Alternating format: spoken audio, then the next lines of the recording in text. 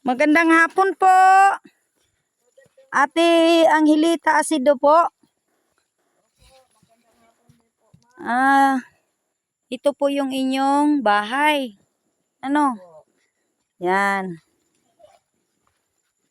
Ayan, umulan. Yan, ang dami yung orchids. Ano, may aso pa. Dito po tayo, mauulanan po yung... Yan, umupo po tayo. Itong aso po, hindi nangangagat. Pasok po tayo, pasok kasi may ulan. Oh. Ano po ba ito? Lemon. Kumusta po ang inyong buhay-buhay dito sa bukid? Kayo po ay tabas? Nagtabas po. Naggamas ngayon. Nagamas kayo ngayon? So, nakakaisa na kayo?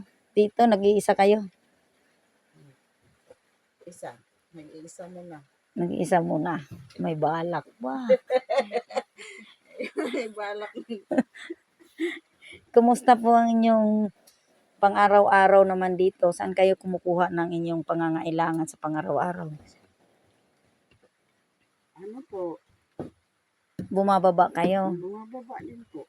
Bumibili ng pagkain. Bumili ng pang-budget. Ano? Budget. Yung inyong mga tanim po, ayan po. Hindi po natin kasi may ulan. Ayan. Ulan po. Ayan. Doon sa baba. Doon po sa baba. Opo, mayroon din sa baba. Kaya lang, maulan. Maulan, Ate Neds. Ayan, parating po ang ulan. May namunga na ako doon. May nanumumungang langka, ano? So, Ate Angelita po, ito po ay inyong sinasaka ng ilang taon na po ninyong sinasaka ito?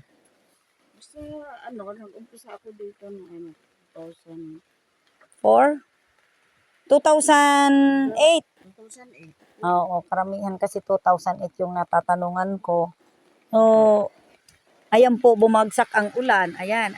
Dito na lang po tayo kasi may aso. Yan, tabi tayo, Dogi, ha? Ay, tuko mo. Tabi tayo. Ayan. Anong puno po ba yan? Yan po nakikita ko. Atis paiti. So, sa 14 years po ninyong paninirahan dito, ano pong masasabi ninyo dito bilang magsasaka?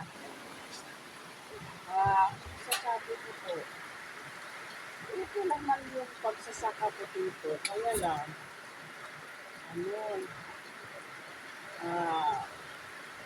maraming binabawal sa amin.